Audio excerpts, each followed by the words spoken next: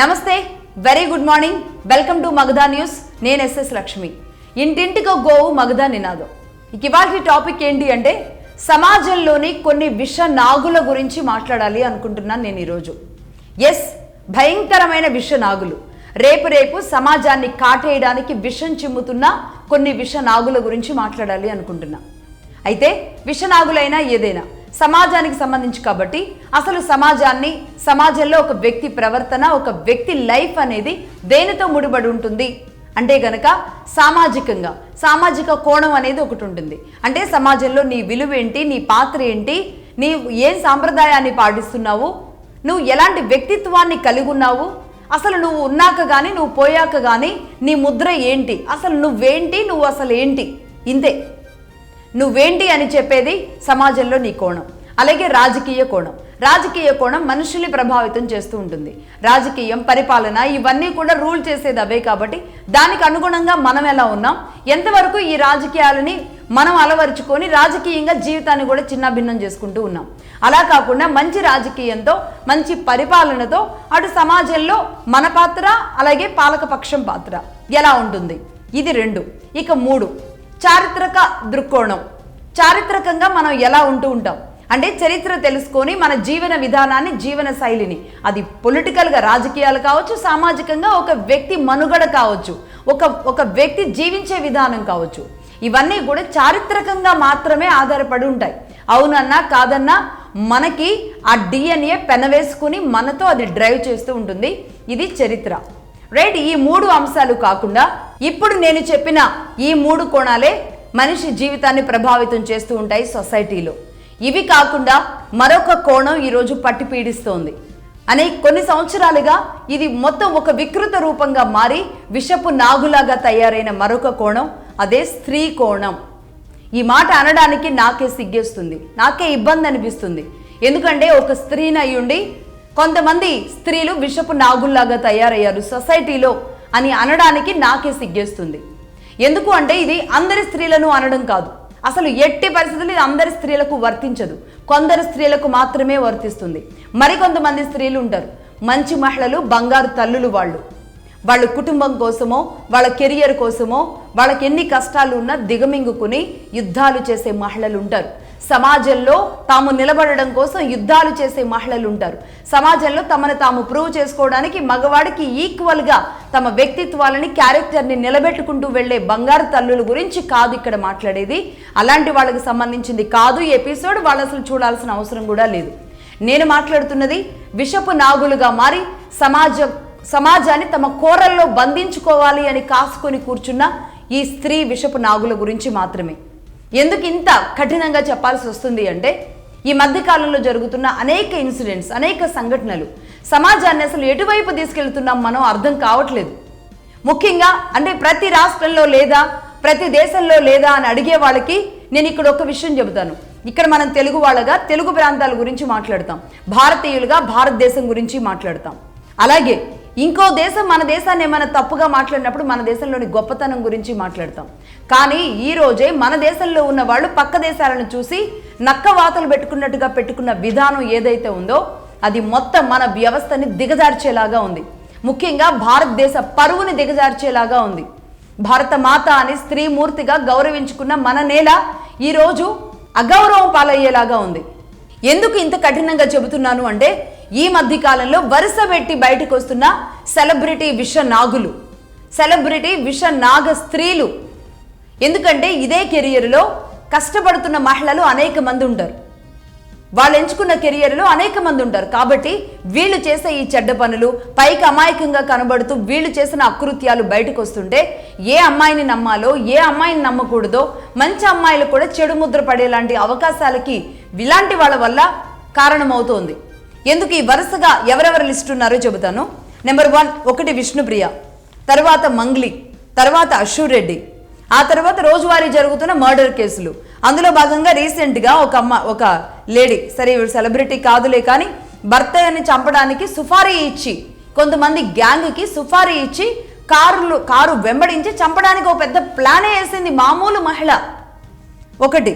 రెండవది ఇక ఒక అబ్బాయిని ప్రేమించానని చెప్పి మోసం చేసి ఆ తర్వాత తనకి ఇంకేవో ఎఫ్ఐఆర్స్ పెట్టుకొని అతడు నమ్మడం లేదు అని ఆ అబ్బాయితో ఉన్న ఫోటోల్ని, పర్సనల్గా ఉన్న ఫోటోల్ని ఈ అబ్బాయి ఫోన్కి పంపించి అది చూసి వాడు కుళ్ళి ఏడ్చి ఇక నేను బతకలేను, ఇక ఈ అమ్మాయి లేకపోతే నా జీవితం వ్యర్థం అనుకొని వెళ్ళి సూసైడ్ చేసుకుంటే ఇవాళ మరణించడం జరిగింది. ఇలాంటి అకృత్యాలు జరుగుతూ ఉన్నాయి. వరుస పెట్టి జరిగిన ఈ 5-6 సంఘటనలు ఏవైతే ఉన్నాయో వాటి గురించి మాట్లాడాలనుకుంటున్నా. నెంబర్ 1గా విష్ణుప్రియ గురించి మాట్లాడదాం. విష్ణుప్రియ ఇన్సిడెంట్ బయటకు వచ్చిన తర్వాత అసలు ఊహిస్తామా? ఒక టెలివిజన్ షోలో అమాయకంగా చిన్నపిల్లలాగా కనబడిన విష్ణుప్రియ ఆ తర్వాత హీరోయిన్ అయింది అని ఇదే తెలుగు ప్రజలు సంబరపడతారు, సెలబ్రిటీ స్టేటస్ ఇస్తారు. విష్ణుప్రియ ఎక్కడ కనబడినా ఎగబడి చూస్తూ ఉంటారు, ఫోటోలు తీసుకుంటారు, సెల్ఫీలు తీసుకుంటారు. ఇదే వీళ్ళకి బ్రహ్మాస్త్రం, ఇదే వీళ్ళకి కావాలి. ఈ సెలబ్రిటీ స్టేటస్తోనే వీళ్ళు ఒక పర్సనల్ రూమ్ పెట్టి ఒక సబ్స్క్రిప్షన్ పెడతారు. అంటే ఎవరు చూడని, మీరు మాత్రమే చూసేలాంటి ఫొటోస్ కోసం పలానా చోటుకి రండి, పలానా వెబ్ లాగిన్ అవ్వండి, ఏవో పెడుతూ ఉంటారు. దానికోసం ఇబ్బడి ముబ్బడిగా ఈ సొల్లు గార్చుకునే బ్యాచ్ అంతా వెళ్ళి సబ్స్క్రైబ్ చేసుకుంటూ ఉంటారు. ఈ సబ్స్క్రైబ్ చేసుకోవడంలో అంటే విష్ణుప్రియ విషయంలో ఈ ఇన్సిడెంట్ రాకముందు ఒక 1700 మందో ఏమో ఉన్నారట ఈ సబ్స్క్రైబ్, పర్టికులర్గా ఇంత అమౌంట్ పెట్టి సబ్స్క్రైబ్ చేసుకునే వాళ్ళు. ఇప్పుడు ఆ సంఖ్య దాదాపుగా 6-7 వేలకి పెరిగిందంట. సబ్స్క్రిప్షన్ అనేది 6-7 వేలకి పెరిగిందంట. ఇప్పుడు ఇక తాను ఎంత రేటు పెట్టినా కొనేలా ఉన్నారంటే ఈ విషయం బయటకు వచ్చింది కదా, తెలియని వాళ్ళకు కూడా తెలిసింది కాబట్టి ఈ మీడియా ద్వారా ఇంకా దీన్ని సబ్స్క్రైబ్ చేసుకునే వాళ్ళు పెరిగారట. ఇది రైట్. ఇక నెంబర్ 2 ఆశు రెడ్డి తను సరే ఆ మధ్య ఆర్జీవి గారితో తను ఒక వీడియో చేసినప్పుడు అందరూ తనని విమర్శించారు. ఆశు రెడ్డికి కూడా తను సమంత లాగా ఉంటుందని చెప్పేసి ఒక క్రేజ్ ఇచ్చి తనను కూడా ఒక సెలబ్రిటీ స్టేటస్తో బిగ్ బాస్కి వెళ్ళడం, ఆ తర్వాత కొన్ని షోస్ చేయడం. ఈ షోస్ నిర్వాహకుల్ని, ఈ షోస్ నడుపుతున్న ఛానళ్ళకి ఒక దండం పెట్టాలి.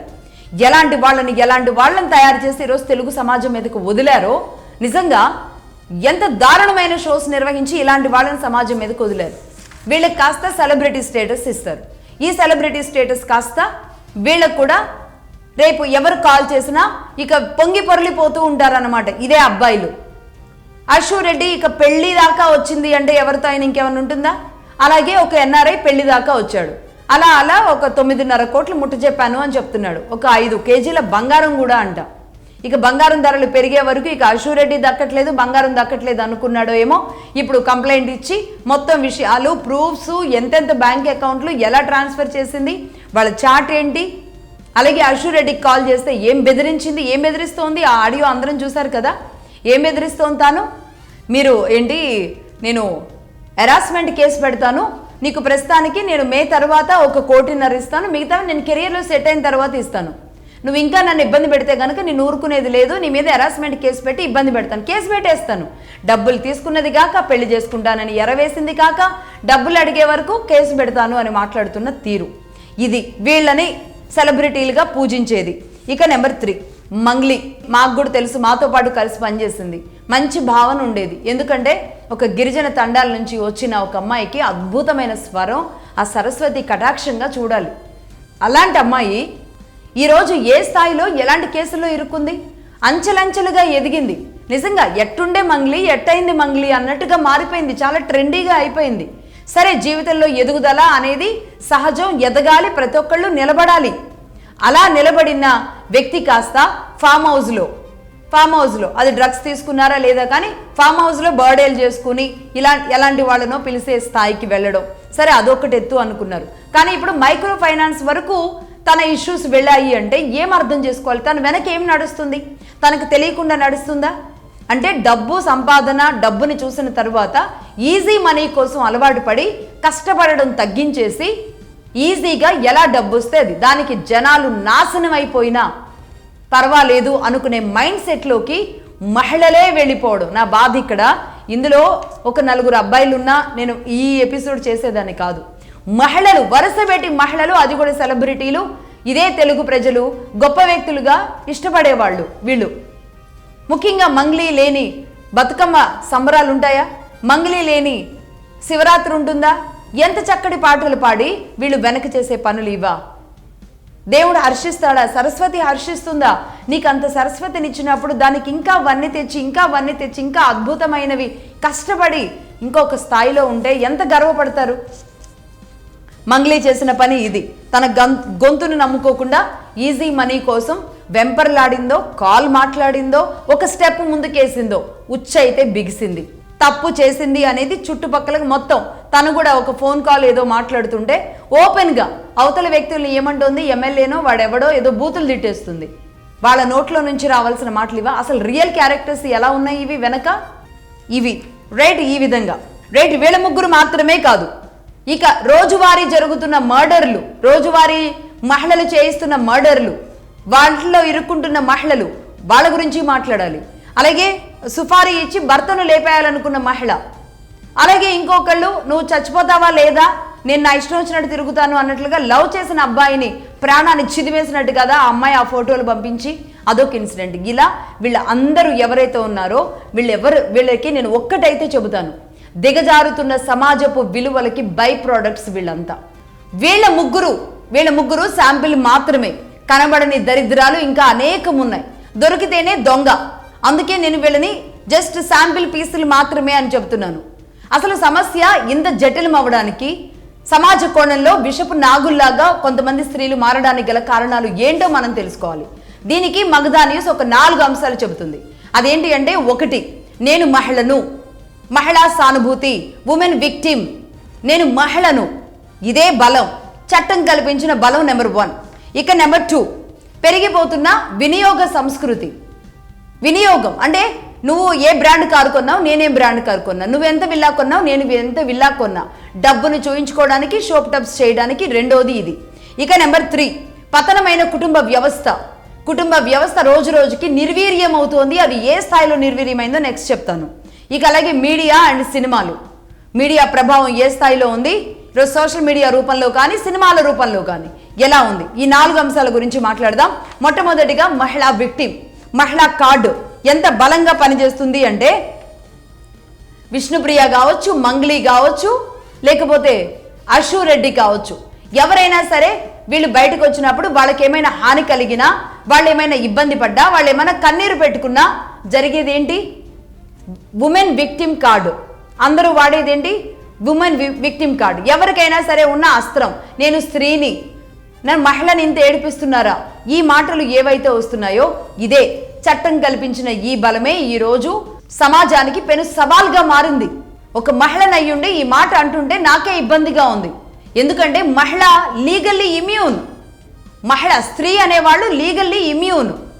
కాబట్టి తన జోలికి వెళ్ళకూడదు, మహిళలని ఏమీ అనకూడదు, మహిళలకి ఒక మాట చెప్పకూడదు. అది బట్టలైనా సరే మంచిగా వేసుకోండి అమ్మా అని చెప్పకూడదు. అదేమంటే మహిళ. చట్టం కల్పించిన ఈ బలమే అతి పెద్ద సమస్యగా మారింది. సో కాబట్టి చట్టాల్లో ఎంతో కొంత మార్పులు రావాలి. స్త్రీ అయితే ఒకలా, పురుషుడైతే ఒకలా, ఇలాంటి డిఫరెన్సెస్ ఎందుకు వచ్చాయి? అదే పురుషుడు ఈ తప్పు చేస్తే ఎవరేమీ సమర్థించం, కానీ మహిళలు కూడా అదే తప్పులు చేస్తుంటే ఇదా సమానత్వం అంటే?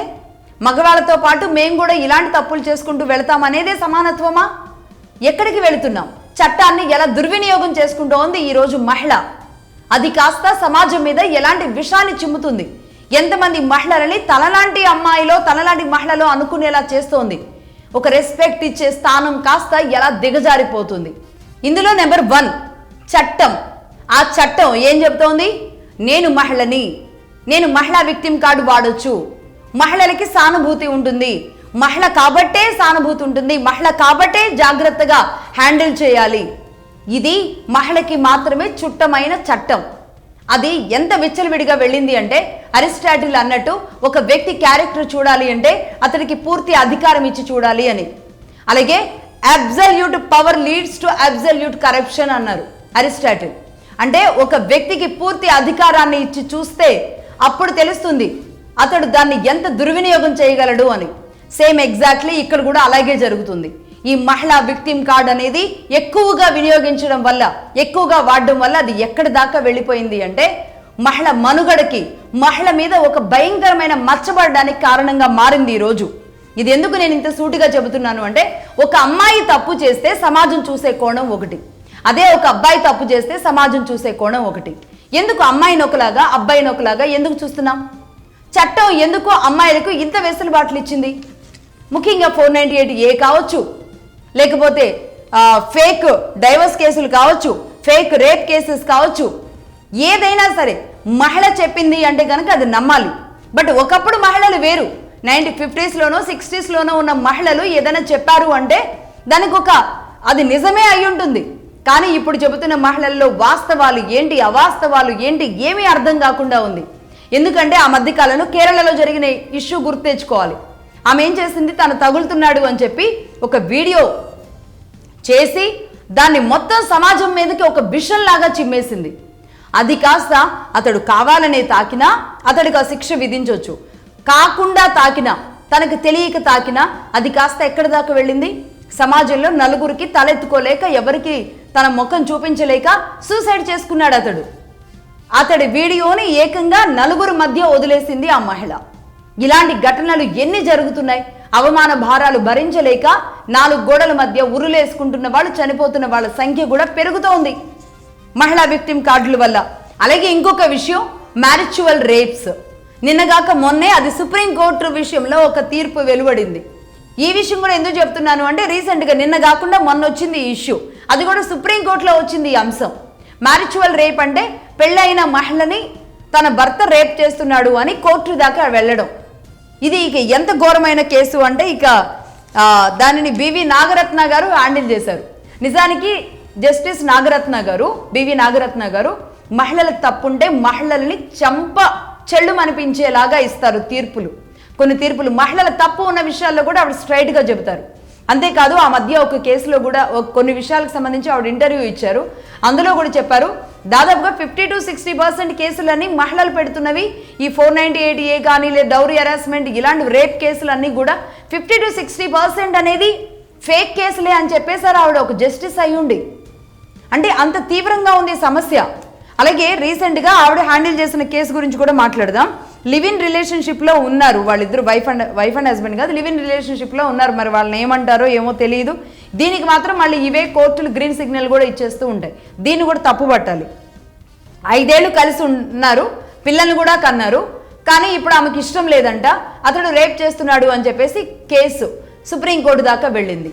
రైట్, దీన్ని ఏమనుకోవాలి అంటే పెళ్లి అనే ఒక చట్టబద్ధమైన బంధం లేనప్పుడు ఇది కోర్టుల దాకా రాదు, ఇది చట్టాల కింద పరిగణలోకి రాదు అనేది కూడా ఆవిడ చెప్పారు.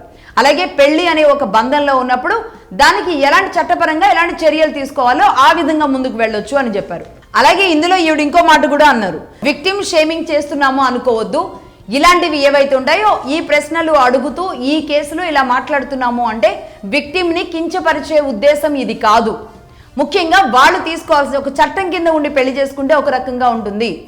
అసలు పిల్లల్ని కూడా కన్న తరువాత 5 ఏళ్లుగా కలిసిన తరువాత అది రేప్ కింద ఎలా వస్తుంది అని మాట్లాడడానికి కించపరిచినట్టుగా తీసుకోవద్దు అనేది జస్టిస్ నాగరత్న గారు కూలంకుషంగా నిన్న ఆ తీర్పు ఇవ్వడం జరిగింది. రైట్, ఇదే విషయంగా అనేక కేసులు గతంలో కూడా పడ్డాయి. సుప్రీంకోర్టులో కూడా వెళ్ళినాయి, హైకోర్టులో కూడా వెళ్ళినాయి. అదేంటి అంటే నన్ను నా భర్త బలవంత పెడుతున్నాడు అంటూ వెళ్ళిన కేసులు. నిజానికి మరి ఇవి ఎలాంటి కేసులుగా టర్న్ అవుతాయో తెలియదు. అంటే ప్రేమించి వదిలేసిన తర్వాత అతను నా వెంట పడుతున్నాడు అయినా సరే కేసే అది. ఎందుకంటే ప్రేమించిన తర్వాత ఈమె వదిలేసిన తర్వాత వదిలేస్తే అతను కూడా వదిలేసేయాలి, ఇతను మళ్ళీ వెళ్ళకూడదు, ముందుకు వెళ్ళకూడదు. ఈమె వదిలేసింది అంటే వదిలేసినట్టే. అంటే ఏంటి అంటే women no means no, women no means అంటేనే నో. అదే మరి పురుషుడు అంటే జెంట్స్ నో మీన్స్ అంటే నో కాదా? ఎందుకు కాదు? ఇది ఇంత వివక్ష ఉంటుందా? మనుష్య జాతి 3 రకాలు ఉంటారు, మేల్ ఫీమేల్ జెండర్స్లో. ఇంకా థర్డ్ జెండర్ ముగ్గురిని చూస్తాం. థర్డ్ జెండర్ హక్కుల కోసమే, వాళ్ళ గౌరవం కోసమే అనేక చట్టాలు తీసుకొస్తూ ఉన్న పరిస్థితి ఉంది ప్రపంచం మొత్తం ఈరోజు. కానీ ఈ మేల్ కోసం ఎందుకు చట్టాలు లేకుండా అయిపోయాయి? మేలు అంటే మేల్ అబ్బాయి కోసం, ఈ మగ జాతి కోసం ఎందుకు ఈ చట్టాలు? అంటే ఎంత వివక్ష, మగవాడి పట్ల ఎంత వివక్ష చూపుతున్నాం. స్త్రీ నో అంటేనే నో, పురుషుడు నో అంటే నో కాదు. ఎలా ఉంటుంది అంటే ఒకవేళ ఇంకొకటి నాకు కొంచెం కఠినంగా చెప్పాల్సి వస్తుంది. అంటే ఇతడు ముందుకెళ్ళాడు కాబట్టి ఇది రేప్ అటెంప్ట్ అంటారు. అదే ఇతడు వెనక్కి వెళితే, ఇతడు వెళ్ళకపోతే దాన్ని ఏమంటారు? సెక్సువల్లీ ఇంపార్టెంట్ అంటారు. చెప్పడానికి చాలా ఇబ్బందిగా అనిపిస్తుంది ఇలాంటి విషయాలు. అంటే ఇదే కేసు మళ్ళీ పెట్టవచ్చు ఇతడి మీద, ఇతడు సెక్సువల్లీ ఇంపార్టెంట్ అని చెప్పేసి కాబట్టి నేను అందుకే అతన్ని వదిలించుకోవాలనుకుంటున్నాను, వద్దనుకుంటున్నాను అని ఒక కేసు ఫైల్ చేయొచ్చు ఇదే మహిళ. అంటే ముందుకొచ్చినా అబ్బాయికే ప్రాబ్లం, వెనక్కి వెళ్ళినా అబ్బాయికే ప్రాబ్లం. ఇలాంటి విషయాలు మాట్లాడడానికి నిజానికి చాలా ఇబ్బంది అనిపిస్తుంది. ఎందుకంటే భార్యాభర్తలకు సంబంధించి అది 4 గోడల మధ్య జరిగే విషయం. అది కాస్త కోర్టుల దాకా వచ్చి ఈరోజు ఈ చట్టాల రూపంలో, మహిళకున్న హక్కుల రూపంలో మొత్తం సంసారం తీసుకొచ్చి కోర్టుల దగ్గర పెట్టిన తర్వాత ఇంకెలా ముందుకు వెళుతుంది? ఇది వెళ్ళే పరిస్థితులు ఉండవు. ఇక అక్కడికి బ్రేకప్. ఇంకా నిజానికి ఈ మ్యారేజ్ వ్యవస్థ మన నెత్తిన మనకి రుద్దిన పరిస్థితి బ్రిటిష్ వాళ్ళు. హిందూ మ్యారేజ్ సిస్టమ్ని, దీని చట్టాన్ని, దీనికి హక్కులు ఇవన్నీ కల్పించి పెట్టింది వాళ్లే. ఎందుకంటే ఇక్కడ శుభ్రంగా కాపురాలు జరగకూడదు, కొట్టుకుని చావాలి, కుటుంబ వ్యవస్థ నిర్వీర్యం అవ్వాలి. కాబట్టి వీళ్ళు మన నెత్తి మీద పెట్టి వెళ్ళిన తర్వాత దాన్ని మనం అలాగే కంటిన్యూ చేస్తున్నాం. ఇది మన దౌర్భాగ్యం. అలాగే ఇంకొక విషయం చెప్పాలనుకుంటున్నా ఇదే చట్టాల విషయంలో. మహిళలు ఏం ఆలోచిస్తున్నారు అంటే, మా దగ్గర చట్టం, అసలు ఏ చిన్న సమస్య వచ్చినా మహిళ ఫస్ట్ గూగుల్ సెర్చ్ చేసేది నాకున్న బలం ఏంటి, మహిళగా నాకు ఈ విషయంలో ఏం సపోర్ట్ చేస్తుంది చట్టం, ఇలా వెతుకుతున్నారనమాట. అంటే మమ్మల్ని ఎవరు ఏమీ చేయలేరు. ఆఖరికి చట్టాన్ని మేము దుర్వినియోగం చేశామన్నా సరే మమ్మల్ని ఎవరూ ఏం చేయలేరు. మేము చట్టం దుర్వినియోగం చేశాము అన్న తర్వాత కూడా మా మీద ఏదైనా నేరం మోపడానికి కూడా ఈ చట్టాలు బలంగా లేవు. ఎగ్జాక్ట్లీ ఇప్పుడు నాగరత్నం గారు చెప్పినట్లుగా 50 to 60% ఫేక్ కేసులు అన్నారు కదా. మరి ఈ 50 to 60% ఫేక్ కేసులు పెట్టిన వాళ్ళు నిర్ధారణ అయిన తర్వాత ఇది అబద్ధమైన కేసు పెట్టారు అన్నప్పుడు వాళ్ళకి ఏం శిక్షలు ఉండాలి? ఎవరైనా ఆ శిక్షలు అమలు చేస్తున్నారా? ఇది ఫేక్ కేసు అన్న తర్వాత కొట్టేస్తారు, ఎవరింటికి వాళ్ళు వెళ్ళిపోతున్నారు. కనీసం ఆ అబ్బాయి ఇది కేసు కొట్టివేయబడి నేను బయటకు వచ్చాననే ఆలోచిస్తున్నాడు. కానీ ఇది దుర్వినియోగం చేసినందుకు మరి తనకి శిక్ష లేదా? తనని ఆ కోర్టు దాకా లాగినందుకు లేదా తన ప్రాణాలు తీసినందుకు శిక్ష లేదా? ఇంత దౌర్భాగ్యంగా ఒక చట్టాల్ని ఇంత విచ్చలవిడిగా తమ చేతుల్లో కాగితాల్లాగా వాడుతున్న కొంతమంది మహిళలు చట్టాన్ని ఏ స్థాయిలో దుర్వినియోగం చేస్తున్నారో అర్థం చేసుకోవాలి. నిజానికి ఇది ఎవరైనా సరే ఈ ఎపిసోడ్ని లీగల్గా నాలెడ్జ్ ఉన్న వాళ్ళు కానీ అడ్వకేట్స్ కానీ ఎవరైనా చూస్తే కనుక దీన్ని నోట్ చేసుకోవాలి. ఏం జరుగుతుంది? చట్టాన్ని దుర్వినియోగం చేసినా సరే ఈ కేసుల్లో వాళ్ళ మీద ఎలాంటి కేసులు ఉండవు, వాళ్ళని ఏమీ చేయలేరు. వాళ్ళు తప్పు చేశారు అని నిర్ధారణ అయిన తర్వాత కూడా ఏం చేయలేరు. వీళ్ళని కేవలం సాధించడం కోసం మాత్రమే చేశారు, ఈ అబ్బాయిని నరకం చూపించడానికి మాత్రమే ఈ అమ్మాయి ఈ కేసులు పెట్టింది అని నిరూపణ అయిన తర్వాత, రుజువైన తర్వాత కూడా మమ్మల్ని ఎవరు ఏమీ చేయలేరు అనేది ఆ చట్టంలో ఉంది అని తెలిసిన తర్వాత ఖచ్చితంగా అయితే సక్సెస్ అవుతాం, లేదంటే బయటకు వచ్చేస్తాం మామూలుగా నడుచుకుంటూ. అంతే తప్ప నేను ఇక్కడ తప్పు కేసు ఫైల్ చేశాను అని నన్ను ఎవరైనా శిక్షిస్తారా?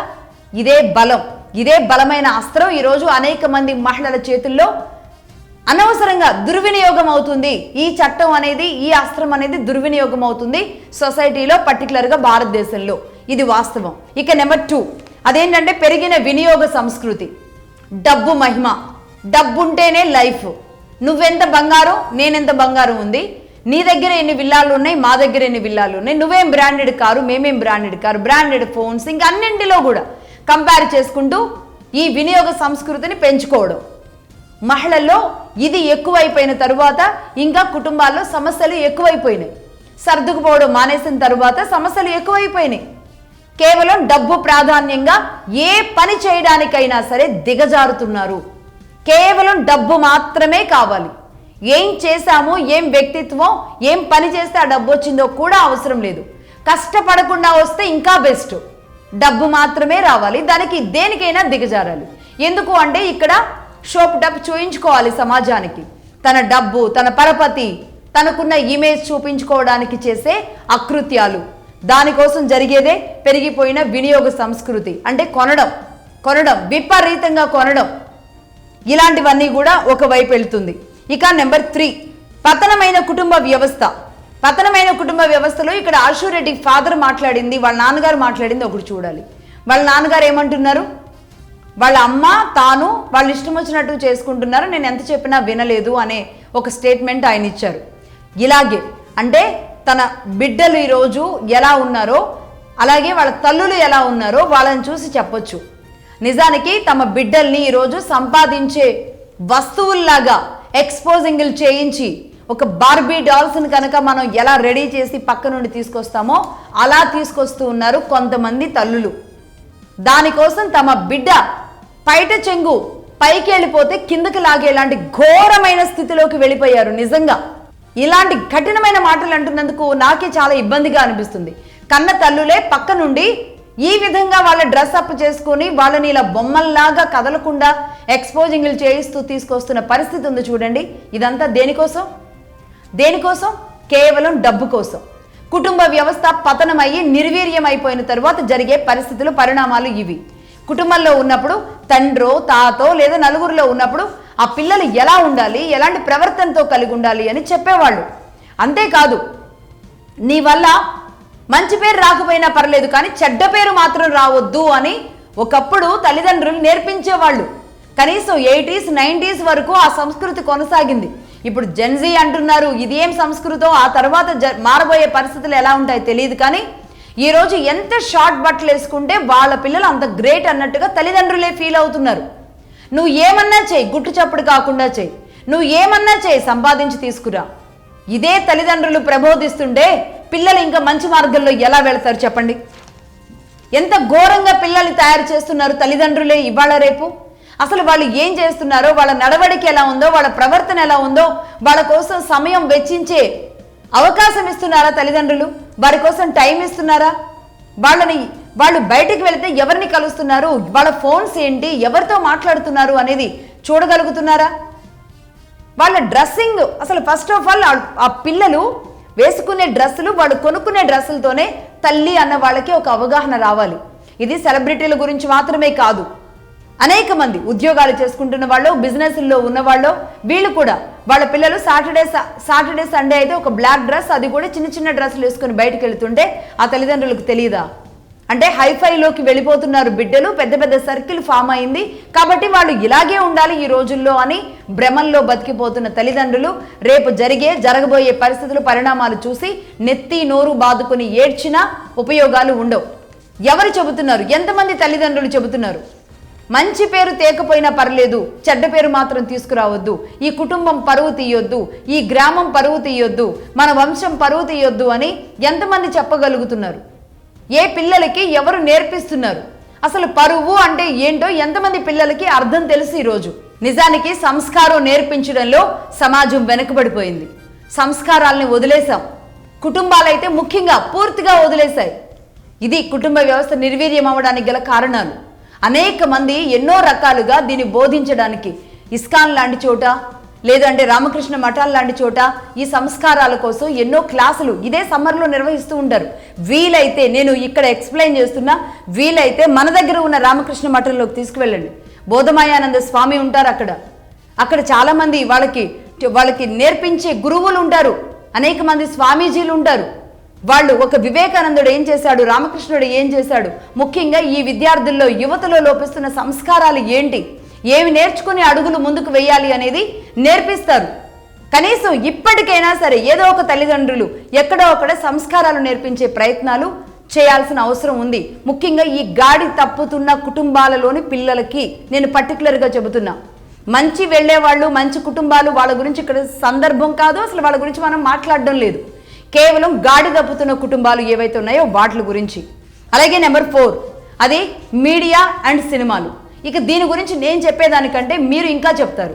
ఎందుకంటే ఇప్పుడు అశురెడ్డి కానీ, మంగ్లీ కానీ, లేదంటే ఇంకొకళ్ళు విష్ణుప్రియ కానీ, అలాగే ఇంకెవరిని చూసుకున్నా ఈ సెక్టార్లో నుంచి వచ్చిన వాళ్ళ వల్ల ఇంకాస్త అది ఎక్కువ అవుతోంది. ఇదే సినిమాల్లో అద్భుతాలు చేసిన గొప్ప గొప్ప మహానటులు ఉన్నారు.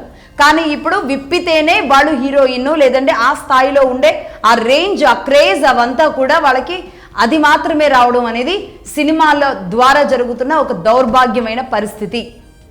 ఎస్, సినిమాల్లో జరిగిన దౌర్భాగ్యమైన పరిస్థితి వరుసగా జరుగుతున్న క్రమం. దీన్ని తప్పుపడదాం. నేను ఇప్పుడు తప్పుపడతాను. అనేక మంది కూడా అనేక సంవత్సరాలుగా తప్పు పడుతూనే వచ్చారు. ఎందుకు అంటే సినిమాల్లో స్త్రీని ఒక అంగడి వస్తువుగా మార్చారు. ఒక బట్టలు లేకుండా స్త్రీని మాత్రమే ఎందుకు చూపిస్తున్నారు? అలాగే ఇంకొకటి ఏంటి, కాస్టింగ్ కౌచ్, కమిట్మెంట్, ఇవి ఉంటేనే సినిమాల్లో మేము ముందుకెళ్తున్నాము అని ఓపెన్గా బయటకు వచ్చి చెబుతున్న కొంతమంది, వాళ్ళకి మద్దతు ఇస్తున్న వీళ్ళే లెఫ్ట్ లిబరల్స్, అలాగే మన మహిళా సంఘాల మహిళా మూర్తులు వీళ్ళంతా కూడా ఎందుకు స్త్రీని అంగడి వస్తువుగా చేశారు, నిర్మాతలు డబ్బు సంపాదించుకోవడానికి ఒక మహిళ ఎందుకు తన బట్టలు నిప్పాలి అని ఒక తరం మహిళా సంఘాలు మాట్లాడారు. తప్పేం కాదు, నిజానికి మాట్లాడడంలో 100% వాళ్ళు మాట్లాడడం కరెక్టే. అంతేకాదు, నేను ఇంకొక విషయం చెబుతాను. ఇదే మహిళా సంఘాలు ఇక్కడ వరకు హైనెక్ వేసుకొని, ఇక్కడ వరకు హ్యాండ్స్ డ్రెస్ వేసుకొని, లేదా చక్కగా చీర కట్టుకొని చాలా గౌరవంగా ఉంటారు. నాకు తెలిసిన అనేక మంది మహిళా సంఘాల నాయకులు కూడా అంత గౌరవంగా ఉంటారు. వాళ్ళ డ్రెస్సింగ్ అనేది అంత చక్కగా ఉంటుంది. కానీ వాళ్ళు వచ్చి మాట్లాడేది ఆనాటి మహిళా సంఘాలు ఇలా బట్టలు ఎందుకు విప్పాలి అని మాట్లాడిన మహిళా సంఘాలు. ఇప్పుడేమైంది? ఇప్పుడు ఇదే మహిళా సంఘాలు ఎందుకు వచ్చి మాట్లాడడం లేదు? ఇదే సినిమాల్లో ఇంకొంచెం పెట్టరేగలేదా? మరి ఇప్పుడెందుకు మాట్లాడడం లేదు? అసలు సినిమాలు వదిలేసేయండి. సరే, సినిమా అంటే 2.5 గంటల పాటు అది ఒక సినిమా మాత్రమే అని చెప్పేది. ఇది నిజ జీవితం కాదు, ఇది సినిమా మాత్రమే, నిజం కాదు. కాబట్టే దానిని నిజంగా చూపించడానికి వాళ్ళు చేసే ఒక ప్రయత్నం సినిమా, రైట్? కానీ నిజ జీవితంలో ఏం జరుగుతోంది? ఇదే మీడియాని వాడి ఎంత విచ్చలవిడతనం, ఎంత పైశాచికత్వం, ఎంత విషం చిమ్ముతున్నారు మహిళలు. ఆ విషయం ఎలా ఉంటుంది అంటే అర్ధనగ్న ప్రదర్శన, ఆఫ్ న్యూడ్గా వీడియోలు తీసి వాళ్ళ సోషల్ మీడియా ప్లాట్ఫామ్స్లో పెట్టడం.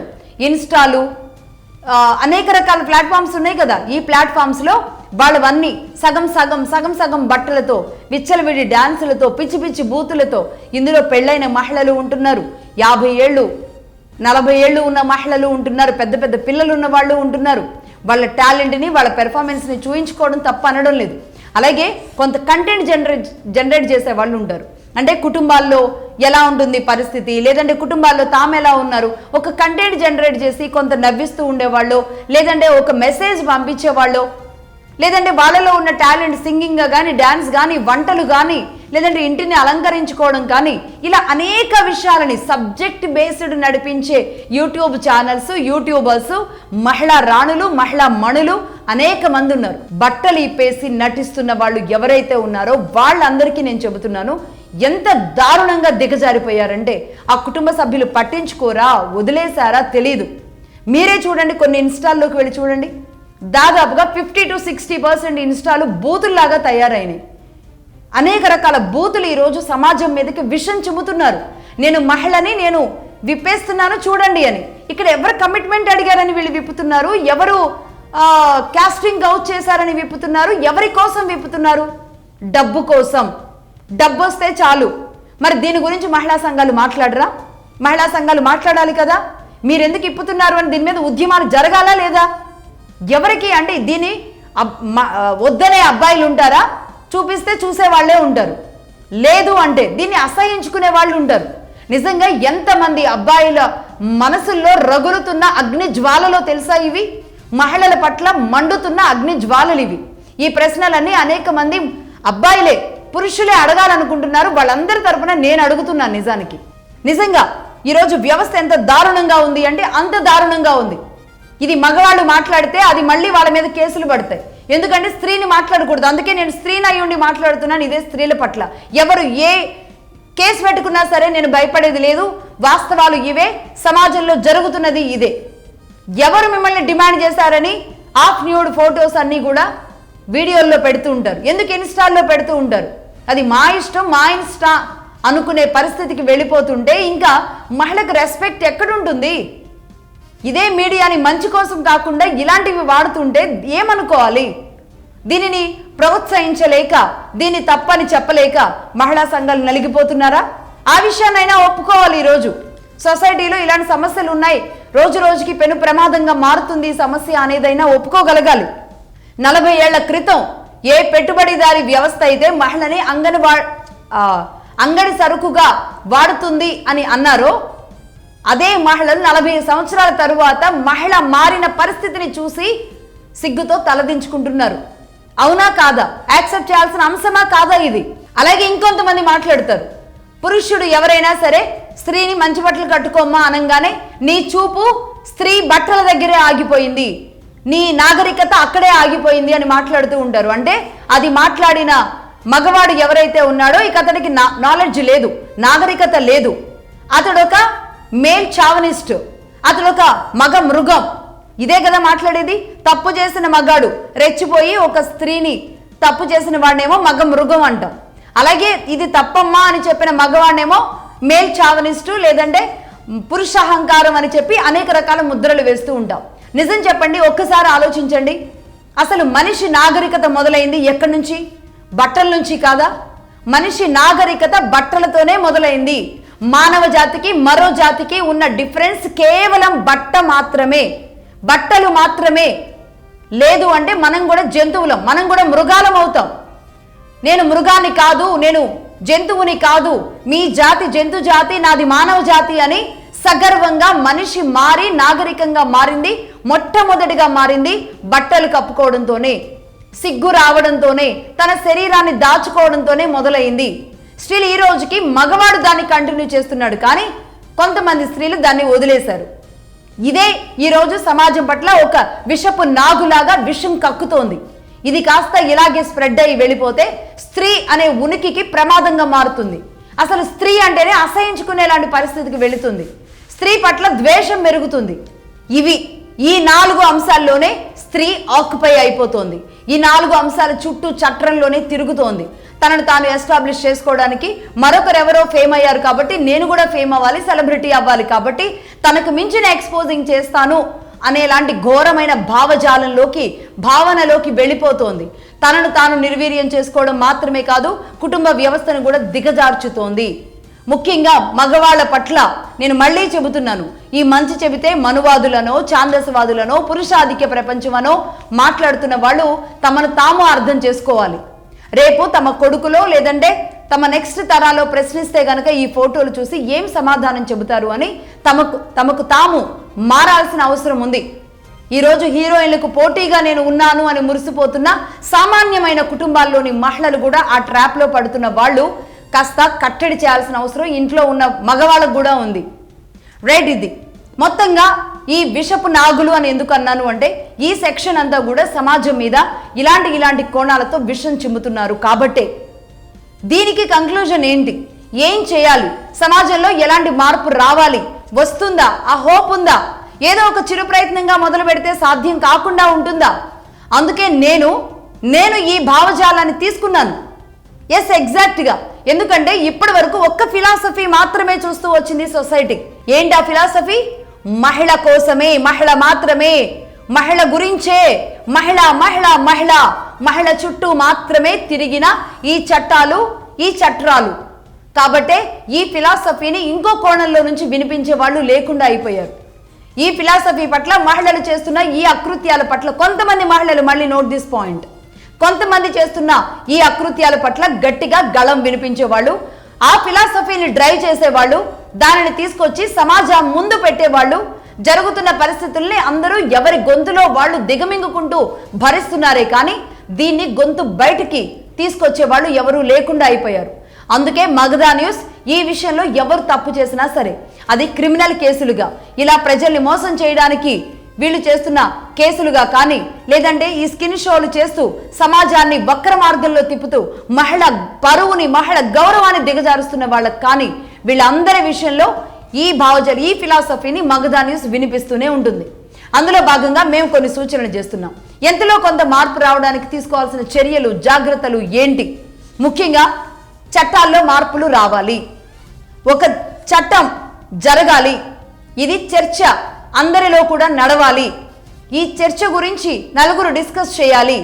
ఒక మహిళకి నాగరికత అంటే బట్టలు కప్పుకోవడమా, బట్టలు విప్పుకోవడమా తెలియాలి. అలాగే మీ పిల్లలు ఏ ప్రవర్తనలోకి వెళ్ళిపోతున్నారో అర్థం చేసుకోగలగాలి. ఈ చర్చ జరగనంత వరకు, లేదంటే మేల్ చావనిస్టులనో ఛాందసవాదులనో పురుషాధిక్య ప్రపంచమనో ఈ మాటలతోనే సరిపెట్టుకుంటూ ఇలా సమాజంలోకి విష నాగులు వాళ్ళు విషం చిమ్ముతూ ముందుకు వెళ్లేలాంటి పరిస్థితులు వస్తాయన్నమాట. అందుకే నేను మళ్ళీ చెబుతున్నాను, ఒక రకంగా సమాజంలో ఈ ఫిలాసఫీ ముందుకు వెళ్ళాలి. ఈ చర్చ జరగనంత వరకు సమస్యలు ఇలాగే ఉంటాయి. అలాగే సమాజంలో ధార్మిక, ఆధ్యాత్మిక విలువల్ని వదిలేసి, కుటుంబ విలువల్ని వదిలేసి, సమాజంలో నలుగురు ఏమనుకుంటున్నారో అన్న భయాన్ని వదిలేసి, పెద్దలంటే గౌరవాన్ని, రెస్పెక్ట్ని వదిలేసి,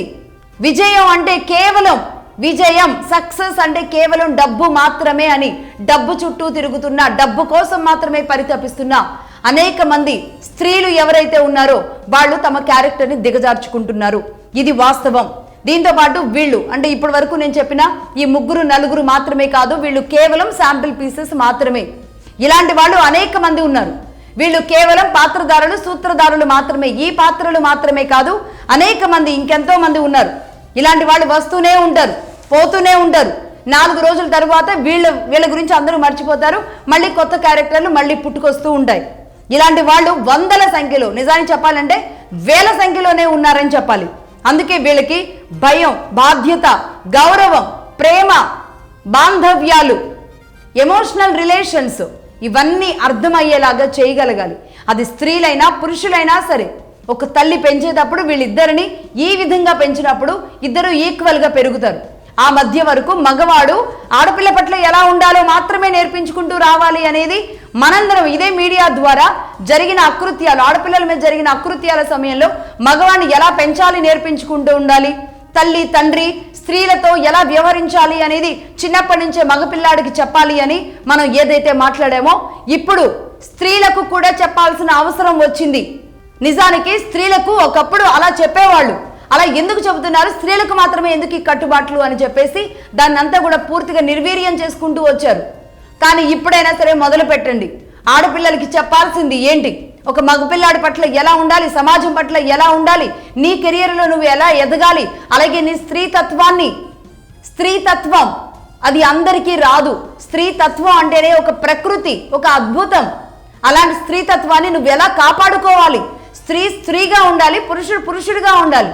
కానీ స్త్రీ నేను పురుషుల్లా ఉంటాను, పురుషుడు స్త్రీలాగా ఉంటాను అంటే ఇంకా ఏంటిది? మనం ఎక్కడున్నాం? ఎదగడం అంటే మారడం, ఈ విధంగా మారడం కాదు. ఎదగడము అంటే జంతువుల్లాగా బట్టలు ఇప్పేసి మళ్ళీ అనాగరికులుగా వెళ్ళడం కాదు. ఇది అర్థం చేసుకోవాలి.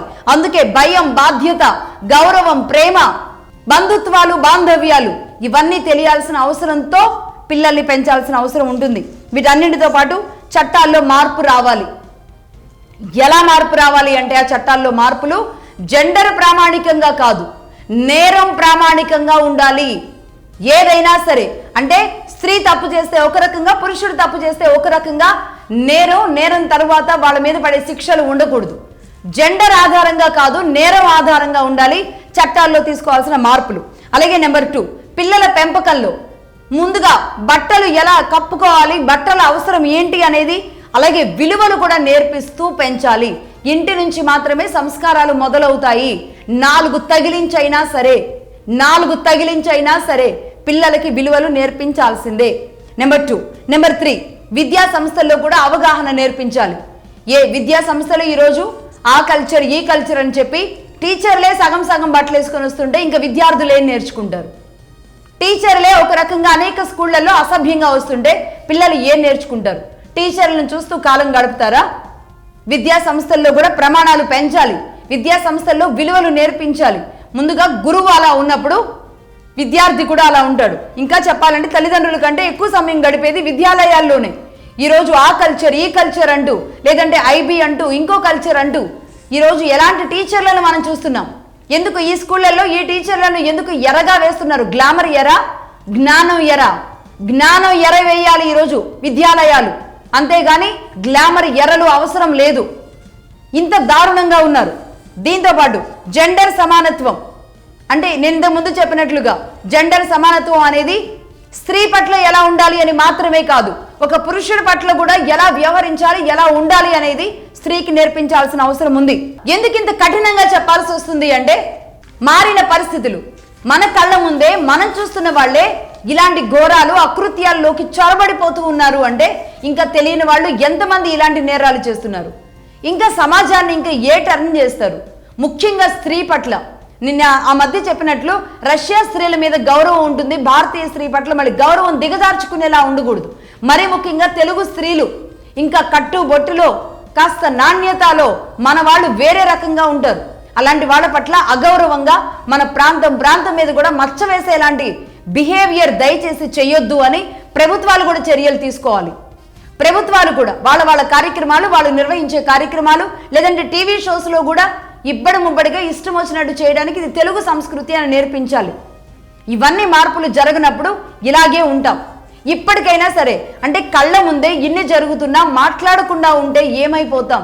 కనీసం ఒక వర్షన్, ఒక ఫిలాసఫీ, ఒక భావజాలం, ఒక నిజం ఇది అని చెప్పడానికి ఎవరో ఒకళ్ళు ముందుకు రాకపోతే ఎలా అన్న కోణంలోనే ఈ విషయాన్ని ఇప్పటి వరకు చెప్పడం.